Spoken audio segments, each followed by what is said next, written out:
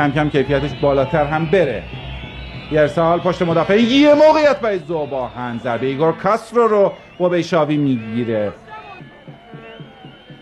حالا حقی خودش مستقیم میزنه ضربه رو. روی سر مومنزاده به توپ ضربه میزنند. این طرف هم حامد نور محمدی روی سر پیام صادقیان ضربه رو زد. حالا داوود حقی پشت مدافع، این فرصت برای مومنزاده، نیمخیز شدن توی دروازه. یه فرصت و یک گل استثنایی برای تیم راهن در واپسین دقایق نیمه اول از مجتبی زاره.